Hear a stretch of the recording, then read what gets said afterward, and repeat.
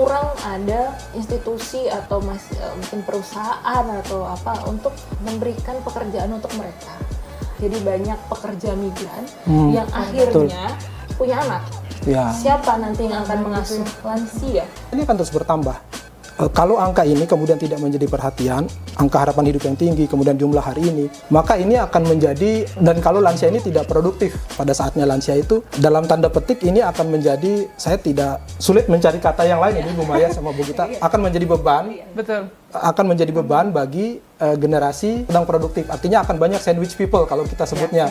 Sandwich generation. Jadi dia sudah ngurusi keluarga yang masih kecil, misalnya bayi balitanya, dia juga akan mengurusi lansianya karena lansianya katakanlah tidak sehat, tidak mandiri, tidak produktif. Artinya lansianya sehat, mandiri, dan produktif. Tidak hanya sehat ya, betul. Dia sehat dan juga harus mandiri. Mandiri melakukan aktivitasnya sendiri dan tidak berhenti di situ juga. Lansia kita juga harus produktif.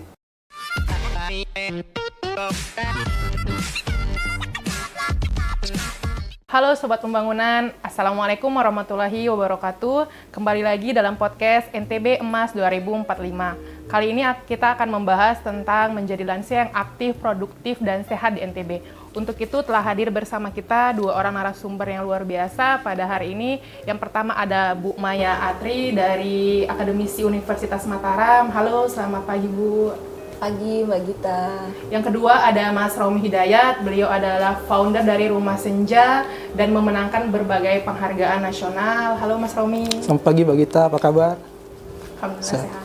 Bu Maya, selamat pagi. Pagi Mbak Romi. Sebelum kita lanjut ke diskusi, kita ingin mengenal lebih dekat nih. Siapa sih Bu Maya, siapa sih Mas Romi? Mungkin bisa diceritakan sedikit, mungkin dari Ibu terlebih dahulu. Perkenalkan, nama saya Maya Atri Komalasari, Esos MA. Sehari-hari saya adalah dosen di program studi sosiologi Universitas Mataram. Jadi sebenarnya kalau mau basic ya, saya bukan warga sini sebenarnya awalnya ya. Jadi tapi saya sudah berdomisili di sini sejak 2018. Jadi sejak setelah gempa udah jadi hampir 6 tahun 7 tahun. Jadi sedikit banyak saya tahu ada perubahan pembangunan lah yang kita rasakan juga di NTB. Saya pikir seperti itu Mbak Gita untuk perkenalan. Oke, terima kasih. Boleh silakan Mas Romi. Ya, terima kasih Mbak Gita, Bu Maya. Nama saya Romi Hidayat, biasa dipanggil Romi ya. Saya sejak tahun 2018 mendirikan sebuah yayasan non-profit namanya Rumah Senja, fokus pada peningkatan derajat kesehatan dan kualitas hidup lansia. Jadi sekarang sudah sekitar berapa tahun nih, berarti 5 tahunan lah ya, dari 2018 sejak gempa sih sebenarnya mulainya sejak itu, kemudian sekarang sudah running dan sudah beberapa program yang sudah kita jalankan dan kita beberapa punya center di NTB. Mungkin itu sekedar gambaran singkatnya dulu. Bisa juga dijelaskan penghargaan apa saja yang sudah dicapai? Iya, kita sejak tahun 2020 sudah meraih beberapa penghargaan, Bu Maya, Mbak Gita, terkait program lansia ini. Tahun 2020 itu kita dapat AMPL Awards. AMPL Awards itu untuk inovasi lansia penggerak. Jadi ya, lansia kan biasanya penerima manfaat ya. Yeah. Nah, tapi kalau di Rumah Senja itu ada lansia penggerak yang justru kita empower untuk menjadi penggerak gitu. Jadi seperti local leader ya, di dalam sektor lingkungan, khususnya air minum dan sanitasi. Nah, itu yang mendapatkan penghargaan MPL Awards dari Bappenas, Kementerian PP tahun 2022. 2023 kita dapat 3 penghargaan, ada SDGs Action Awards. Lansia kita lagi nih, lansia mengelola integrated farming. Itu mendapat penghargaan dengan kan integrated farmingnya dikonsep dengan framework SDGs. Dapat SDGs Action Award dari Kementerian PP juga Bappenas. Kemudian kita juga dapat di tahun yang sama itu ada Innovative Government Awards untuk inovasi citizen scientist. Nggak tanggung-tanggung, lansianya jadi scientist, iya jadi citizen scientist. Itu dapat penghargaan tapi masih tingkat Kota Mataram waktu itu, Innovative Government Awards-nya. Kemudian di tahun yang sama dapat Kemensos Awards untuk program pemberantasan kebutaan karena katarak. Dan yang terakhir, kalau yang terakhir itu pribadi, saya dapat awards untuk tenaga kesehatan teladan tingkat nasional dari Kementerian Kesehatan. Lansia. Lansia lagi. Ya. Jadi berkah ya kita berkah ngurusi lansia seperti itu. Nah, kali ini kita akan membahas mungkin ada beberapa isu. Yang pertama itu berdasarkan data BPS tahun 2023, usia harapan hidup NTB itu naik menjadi 72,02. dibanding tahun sebelumnya, tahun 2022 67,07. Itu lumayan tinggi, signifikan peningkatannya. Nah, bagaimana sih dari perspektif Bapak Ibu melihat kondisi faktual dari sisi ekonomi, sosial, budaya di NTB? Oke, jadi saya kemarin baru baca data ya, tapi mungkin tidak spesifik ya, tapi saya lihat di NTB dan mungkin observasi langsung di lapangan yang kita sering lihat di jalan dan tempat-tempat umum di publik gitu. Ini mungkin sisi lain yang saya lihat ya, Mbak Gita dan Pak Romi. Masih banyak lansia yang tadi ternyata dari penjelasannya Pak Romi itu ternyata produktif tuh. Cuman lapangan pekerjaan yang mereka bisa akses itu sedikit. Dan kalau saya lihat malah sekarang kebanyakan memang yang lansia ini tuh yang bisa mengakses itu adalah pekerjaan informal. Dan kebanyakan kalau di Mataram ya, saya belum melihat di Lombok Timur, Tengah, dan itu kebanyakan di jalan, Mbak. Itu kayak misalnya pemulung dan coba aja sekarang lihat, kita observe deh gitu. Jadi ternyata mereka sebenarnya masih mampu untuk bekerja, cuman aksesnya itu loh, itu yang mereka susah. Cuman waktu itu mungkin di nasional itu ada salah satu menurut saya ya perusahaan yang bagus mewadahi lansia itu, Grup Boga itu. Jadi kan kalau sempat viral tuh lansia-lansia itu jadi pekerja di kafe, terus juga jadi pramusaji itu, ternyata mereka bisa. Nah itu sih menurut saya itu juga representasi bagus juga untuk salah satu upaya meningkatkan kesejahteraan lansia. Ya, kalau kita lihat angka tadi Mbak Gita ya, Bu Maya, itu kan meningkat ya dari 2022-2023 gitu. Dan sekali kalau sudah sampai 70 tahun ya, usia itu sudah tinggi banget gitu. Pertama tentu kita berterima kasih kepada pemerintah dengan sistem pendidikan, ekonomi, kesehatan sehingga angka-angka itu menjadi naik. Tapi di satu sisi itu menjadi tantangan. Betul. Karena kita kan kalau berbicara usia harapan hidup kan kalau hari ini 71 tahun berarti kan itu bayi yang lahir hari ini nanti umurnya akan segitu kan, kalau berbicara seperti itu. Kondisi existing kita pun sekarang Mbak Gita tadi sudah sebutkan 18% ya. 8,1 hampir 10 lah populasi. Ya. Hampir 10, artinya dari 100 orang itu 10 lansia. Kita di sini 10 orang, 1 udah lansia gitu. Artinya kalau angka ini, dan angkanya akan terus bertambah.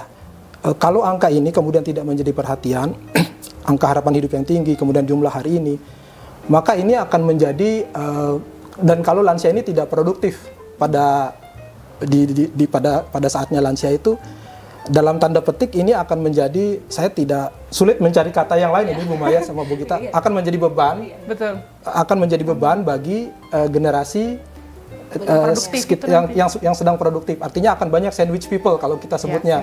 Sandwich generation. Jadi dia sudah ngurusi keluarga yang masih kecil, misalnya bayi balitanya, dia juga akan mengurusi lansianya karena lansianya katakanlah tidak sehat, tidak mandiri, tidak produktif. Maka tantangan ketika angka ini menjadi tinggi hari ini harusnya menyadarkan kita ya bahwa kita harus melakukan sesuatu supaya tidak ada beban tinggi bagi sandwich generation-nya. Artinya lansianya sehat, mandiri, dan produktif. Tidak hanya sehat ya. Betul. Dia sehat dan juga harus mandiri. Mandiri melakukan aktivitasnya sendiri dan tidak berhenti di situ juga. Lansia kita juga harus produktif. Dan ketika berbicara produktif ini tidak berbicara tentang finansial saja ya, tapi produktif secara sosial, produktif secara psikologis. Ya, secara psikologis sehingga kita bisa burden-nya itu sekali lagi sulit sekali mencari istilah yang lain yang lebih ini. Ya beban. Beban itu tidak menjadi besar, bahkan kalau yang kami temukan di lapangan hari ini bahkan lansianya ikut berkontribusi merawat cucunya, merawat anak secara finansial non finansial. Kita ingin lansia-lansia yang seperti itu ke depan, apalagi dengan jumlahnya yang banyak, potensi yang sangat besar. Menarik sekali penjelasan dari Mas Romi tadi bahwa nanti ke depan kita akan menghadapi bonus demografi kedua, yaitu bonus demografi lansia. Untuk arah kebijakan seperti apa sih yang sebaiknya dilakukan oleh pemerintah daerah agar lansia ini menjadi produktif seperti itu dan tidak meningkatkan rasio ketergantungan itu tersendiri? Tadi ya, apalagi menurut penjelasan dari Pak Romi tadi, Mas Romi tadi, ternyata lansia ini kan banyak yang masih produktif di NTB. Cuman mungkin kalau dari saya lihat itu kurang ada institusi atau mungkin perusahaan atau apa untuk memberikan pekerjaan untuk mereka. Nah itu sih mungkin yang harus dipikirkan gitu loh. Dan saya rasa di nasional pun juga masih susah gitu. Tapi saya rasa mungkin kalau di NTB itu kan mungkin pertanian masih bisa nih. Lansia ini malah bagus kan, pertanian tuh masih bisa. Kemarin saya penelitian terkait dengan pariwisata pesisir di sana, di Skotong sana, dan ternyata mereka ini menariknya adalah masih banyak tuh justru malah lansia-lansia, terutama lansia perempuan yang produktif sekali menjadi pedagang dan lain sebagainya, dan mereka masih kuat tuh kerja gitu. Jadi dan justru itu yang menghidupi keluarga. Ya. Nah itu sih menurut saya Mbak. Jadi arah kebijakan seperti apa ya? Arah kebijakan yang membuka ruang kerja ya mungkin tertentu ya untuk lansia. Karena selama ini kan kalau pekerjaan itu formal, apalagi kita dibatasi 35 tahun, maksimal. 30 tahun itu kita udah tua banget. Berpenampilan menarik gitu kan. Kan lansia nggak bisa. Iya. Nah, sementara lansia ini masih banyak loh yang harus jadi kepala keluarga. Benar. Dan di NTB ingat angka perceraian tinggi, migran juga jadi banyak pekerja migran yang akhirnya punya anak. Ya. Siapa nanti yang akan mengasuh lansia? Ini kasus banyak ya, maksud saya di NTB ini udah kayak wajar. Nah ini sesuatu yang sebenarnya nggak wajar gitu.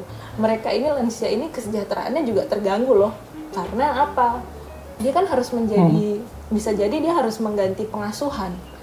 Dan sekarang misalnya generasi yang sekarang itu generasi alpha mungkin ya, alpha atau generasi Z. Nah sementara orang-orang yang lansia ini generasi yang apa? Mereka nggak ngerti, mungkin cucu-cucunya itu ngakses video porno problem lagi. Nah itu juga kasihan, nanti dipanggil lah yang lansia, mereka nggak ngerti apa-apa gitu, taunya kerja. Itu juga menurut saya dari segi psikologis itu kita harus pikirkan ya, bagaimana kesejahteraan lansia. Ya ini ada yang menarik tadi yang disampaikan Bu Maya, Bu, cerita itu Bu yang terkait ada lansia yang kemudian menjadi pengasuh ya. Karena kan ya tidak juga bisa kita tutup mata bahwa banyak orang tua yang di tempat kita yang menikah muda dan bercerai kemudian atau mereka pergi ke luar negeri bekerja lalu cucu dititipkan. Kami di Rumah Senja ada beberapa dampingan yang seperti ini Mbak Gita, dan saya kira fenomenanya banyak sebenarnya. Ada salah satu lansia kami yang penghasilannya hanya Rp6.000 per minggu ya, bukan per hari. Ya, per minggu. Dan dia merawat satu anak yang saya tanya, ini anak sama ibu? Iya, sama saya. Orang tuanya kemana? Bapaknya ke Arab Saudi, ibunya ke Malaysia. Dan itu sudah berpisah dan masing-masing menikah lagi. Dan anak ini sama nenek. Dan beliau yang menjadi penanggung jawab untuk sekolah segala macam dan seterusnya. Nah, salah satu program yang kita gunakan di Rumah Senja itu ada namanya Kinship Care Program. Jadi semacam kita berikan impact investment, dikasih modal usaha bagi neneknya, sehingga sekarang dia sudah bisa lebih dari seminggu udah lebih dari 50 ribuan dia dapat dari hasil usaha itu. Nah, kembali ke pertanyaannya Mbak Gita tadi, bahwa sebenarnya sebelum kita berbicara tentang kebijakan, kalau hemat saya kita harus mulai dari basic data yang kuat, yang inklusif. Artinya dari 1.000 lansia yang kita punya di NTB misalnya, berapa persen yang mandiri dan berapa persen yang produktif? Kadang kan hanya mandiri tapi tidak produktif. Nah sekarang kita harus punya basic data, berapa persen lansia kita ini yang sehat, mandiri, produktif, atau yang sakit, atau yang sehat mandiri saja. Nah itu kita harus punya. Dari situ kemudian nanti kebijakannya juga inklusif. Tidak bisa, misalnya begini, kita mau berikan salah satu program yang mungkin kita bisa tawarkan, usulkan pemerintah adalah penyediaan lapangan kerja yang ramah lansia. Kayak Bu Maya sampaikan. Kalau berbicara lapangan kerja ramah lansia itu lansia kota sama lansia beda. Nggak bisa lansia perkotaan kita ajarkan bertani, integrated farming yang berat misalnya, nggak ada lahan gimana. Jadi begitu. Tapi kalau lansia pedesaan, kita bisa bukakan lahan mereka untuk ada peternakan integratif di situ, yang ada peternakan, ada pertanian, ada ikan, ada semua ada di situ. Ada pengelolaan limbah, ada semua di situ. Kalau di pedesaan, tapi kalau di kota mungkin pendekatannya lebih ke hidroponik, sesuatu seperti itu. Itu yang pertama. Yang kedua, ketika pemerintah sudah memberikan lapangan kerja yang ramah lansia dan menjadikan lansia kita produktif, marketnya harus dibangun juga. Pasca produksinya, itu salah satu kendala yang kami hadapi. Kita ajarkan lansia misalnya di Rumah Senja, Mbak Gita, Bu Maya, kita ajarkan lansia mengelola sampah rumah tangga. Satu botol air mineral yang besar itu harganya 5.000. Iya. Hanya dari mengelola sampah rumah tangga yang tidak ada, katakanlah tidak ada modal ya, hanya buang sampah, ya jadi itu 5.000. Masalahnya adalah tidak terserap. Mereka sudah punya 100-200 liter, tidak terserap. Kemana ini? Jadi kadang pemerintah perlu juga memikirkan itu, padahal yang saya lihat di lapangan ya, misalnya dinas pertamanan misalnya, punya taman seluas ini gitu. Ya kita siram aja pakai itu pupuknya. Saya berpikirnya sederhananya begitu. Ada program di dinas ini Bu, di dinas perkebunan misalnya ada program KWT dan seterusnya. Kalau kita mau konsen pada pertanian organik misalnya, serap saja yang dari lansia itu pupuk cairnya taruh di situ. Program organic farmingnya tercapai, pemberdayaan lansia juga tercapai. Nah, kebijakan-kebijakan ke depan itu harus, menurut hemat saya itu harus integratif, harus komprehensif seperti itu, tapi semua harus berbasis pada data. Iya, saya kira seperti itu. Mungkin ya frameworknya bisa dibuat. Saya kira begini, Mbak Gita, pemerintah sudah melakukan banyak hal. Kalau menyehatkan lansia, dinas kesehatan apa yang kurang programnya? Terkait pemberdayaan lansia, dinas sosial, BKKBN apa yang kurang programnya? BKKBN punya sekolah lansia, dinas sosial punya LKS yang memberdayakan, produknya ada.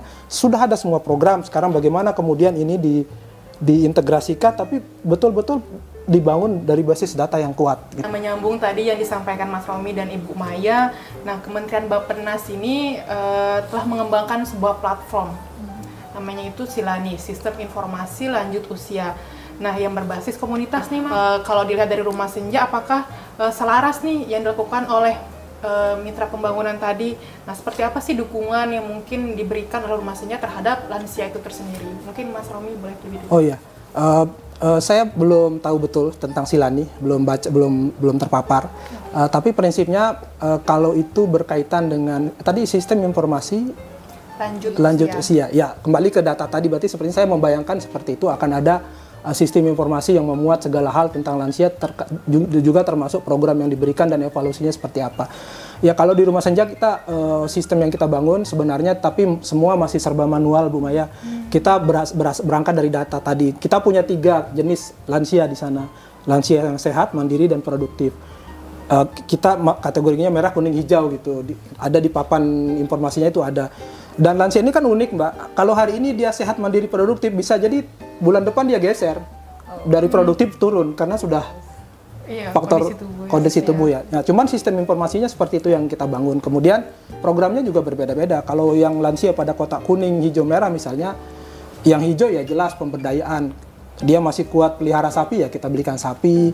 Ada lansia kita yang goreng kopi, ada tuh produknya saya bawa, nanti saya tunjukin. Ya udah kita kasih biji kopi silakan digoreng, kami bantu pasarkan. Tapi kalau yang sudah lansia merah yang sudah tidak bisa melakukan apapun ya kita home care. Artinya apa? Tujuan utama dari merawat lansia ini sebenarnya adalah kualitas hidup, supaya dia punya hidup yang berkualitas. Dan itu pendekatannya beda-beda antara lansia satu dan yang lain. Pendekatan untuk mencapai kualitas hidup itu berbeda-beda. Terkait sistem informasinya, ini PR juga bagi kami di komunitas Mbak, karena resources untuk melakukan pengumpulan informasi ini kan mahal. Sampai hari ini kami belum bisa mengevaluasi seberapa berkualitas sih hidup lansia kami di sana gitu Bu. Jadi kita hanya bisa melakukan program, tapi kita belum bisa survei kualitas hidup mereka seperti apa. Ini kita butuh bantuan lembaga riset, kampus juga mungkin Bu Maya.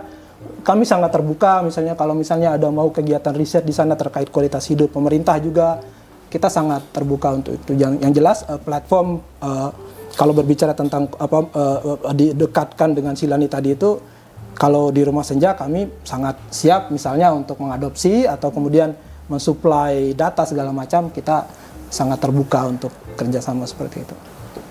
Saya setuju, saya mungkin belum tahu ya, tapi intinya kalau tujuannya itu membuat data terkait lansia ini jadi lebih bagus, saya setuju. Apalagi ini berguna untuk kami yang dari akademisi, kita mau penelitian tentang lansia nih. Sejujurnya nggak punya data itu sangat susah Mbak. Kayak misalnya ada saya cari raperda apa itu yang khusus lansia tuh nggak ada. Adanya itu kan pemuda. Kalau tidak kan biasanya gender ya, perempuan, laki-laki gitu kan. Kalau pemuda ada, kenapa lansia nggak ada gitu. Makanya kadang ya secara data pun lansia ini kadang juga marginal. Kayak betul. Jarang gitu loh orang kan. Ya kalaupun misalnya dikasih dikasih misalnya bantuan apa, biasanya kan lansia ini kan ngikut gitu kan ke keluarganya, jadi nggak terlalu dilihat gitu loh. Jadi saya nggak tahu nanti seperti apa, tapi kalau tujuannya itu membantu pemerintah terkait dengan data, saya sih setuju sekali gitu, dan itu yang kita tunggu dari dulu gitu. Itu sih. Mungkin selama ini Mas Romi, apa sih bentuk intervensi dari pemerintah? Apakah sudah ada kolaborasi dari Rumah Senja? Ya. Atau seperti apa? Ya, kita di Rumah Senja mengedepankan pendekatan pentahelix, Mbak, untuk kegiatan kolaborasi. Jadi ada pemerintah, dunia usaha, ormas, luar negeri, dalam negeri, kemudian ada perguruan tinggi juga ikut bersama kita. Jadi kalau dari sisi pemerintah, salah satu inovasi kami namanya Compile. Compile itu mengintegrasikan pendekatan pemerintah di satu tempat. Bayangkan Mbak Gita, yang ngurusi lansia ini banyak.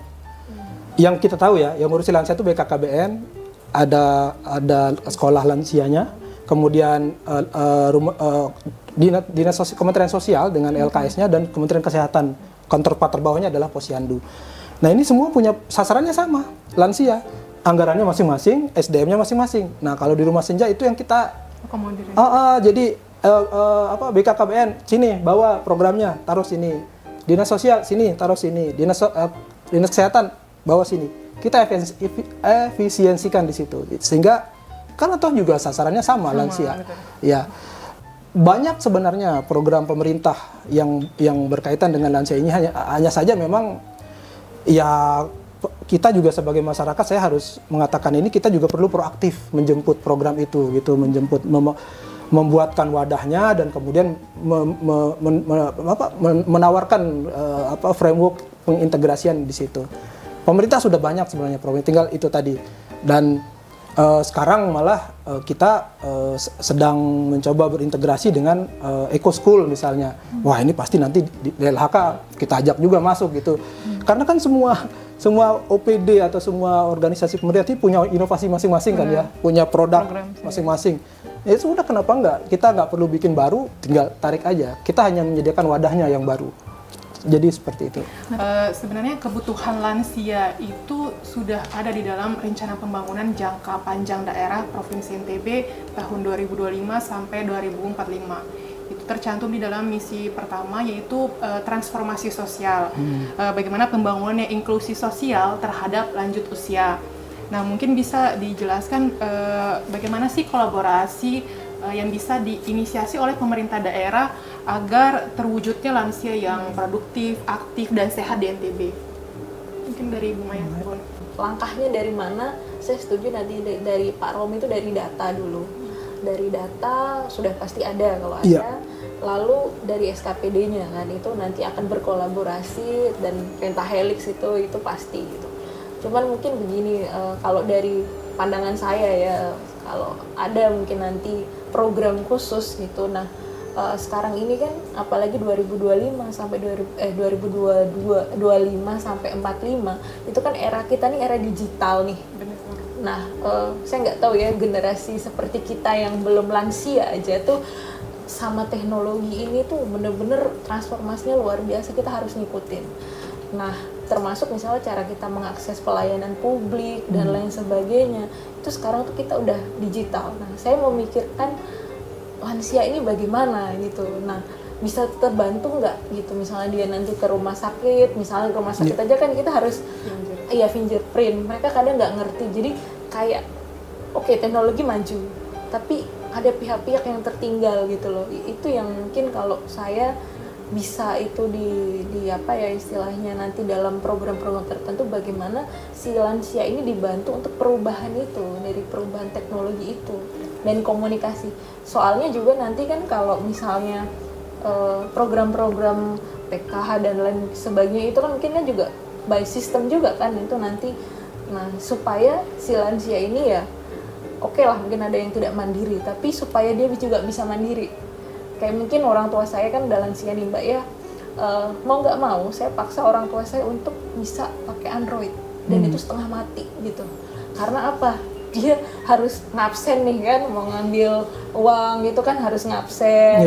Dan itu kalau mau ngabsen aja udah berapa kali gitu, kayak gitu kan. Kita juga yang apa namanya, anak-anak itu kayak aduh kan ini cuma tinggal begini gitu. Nah, seperti itu gitu. Maksudnya ini hal-hal simpel. Iya, cuman lansia ini jangan tertinggal dalam perubahan teknologi itu, yang mungkin kalau ada nanti program itu gimana ya mendekatkan lansia ini ke teknologi itu, teknologi informasi terutama itu. Itu sih kalau saya lihat, Mbak. Nah, bagaimana nih menurut Mas Romi sendiri? Ya, kalau misalnya berbicara tentang kebijakan yang inklusif untuk lansia seperti apa pemerintah ini, saya kira kita perlu berangkat juga dari menggunakan framework ya. Untuk saya yakin kajian itu kebijakan itu sudah melewati kajian yang panjang ya.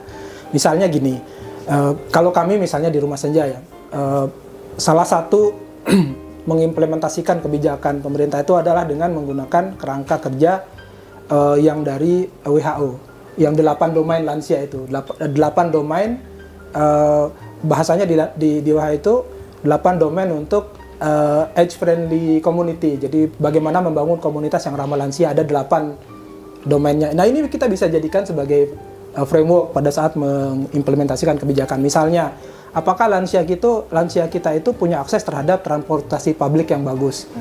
Bagaimana lansia kita mau mandiri, misalnya Bu Maya, kalau misalnya dia mau ke pasar, nggak ada transport, belum tentu lansia kita bisa order Gojek online ya, nggak sebut merek tuh ya, makanya itu. Kalau di luar negeri misalnya mereka lansianya mandiri, Mbak Bu Maya, Mbak Gita. Jadi lansianya pergi ke rumah sakit sendiri, pergi ke pasar sendiri, ya public transportnya bagus misalnya. Nah, itu menjadi pemikiran. Kemudian domain yang lain misalnya, apakah lansia kita punya terinformasi dengan bagus dengan segala macam informasi. Tadi Bu Maya sudah sebut akses terhadap digital information misalnya. Nah, itu pun harus kebijakannya inklusif. Di kota mungkin bisa kita sebarluaskan informasi melalui WhatsApp group atau melalui media digital, YouTube dan seterusnya, lansia kita aktif melihat. Di desa, megang HP-nya aja kebalik misalnya nggak bisa gitu. Jadi itu harus betul-betul memang kerja keras ya, investasi besar ketika kita akan menyusun kebijakan terkait lansia ini. Harus benar-benar inklusif pendekatan, karena kita diberkahi Indonesia ini, terutama NTB kita berbicara, kita diberkahi dengan kekuatan multikultural yang kuat. Ada 2 pulau dengan budaya yang berbeda-beda. Ada yang perdesaan, ada yang perkotaan, ada yang pegunungan lagi, beda lagi. Di sana nggak ada sinyal, nggak bisa digital. Nah, misalnya begitu. Artinya dalam menyusun kebijakan ini juga perlu cultural competence yang bagus. Artinya pemahaman budaya juga penting ketika akan mengimplementasikan kebijakan ini, sehingga dia betul-betul inklusif. Dan itu semua tentu tadi Bu Maya juga sambung, harus berbasis pada data. Jadi kalau saya boleh menyarankan, kita harus punya framework pada saat mengimplementasikan kebijakan itu tadi, dan yang dibuat WHO itu tuh bagus. Atau juga kalau berbicara yang dari Kementerian Sosial kan ada 8 domain lansia tangguh tuh. Saya singkatnya CIE-FISPRO. Spiritual, intelijensi, emosional, fisik, sosial, profesional, vokasional, dan lingkungan.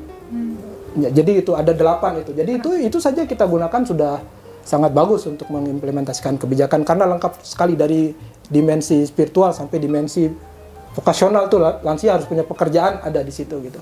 Jadi seperti itu, Mbak. Ya, menarik banget ya yang disampaikan Bu Maya, Mas Romi, bagaimana kondisi lansia kita. Nah, sebenarnya kita ini kan sedang mempersiapkan 20 tahun ke depan yang menjadi lansia ini tantangannya akan berbeda. Mungkin nanti ke depannya 20 tahun yang menjadi lansia itu adalah generasi X, sudah melek teknologi. Bagaimana mempersiapkan ya tadi itu. Waduh, kayak berarti saya harus berimajinasi 20-30 tahun ke depan kayak gitu ya. Iya, jadi tapi gini, saya nggak tahu ya, mungkin ini saya pribadi gitu.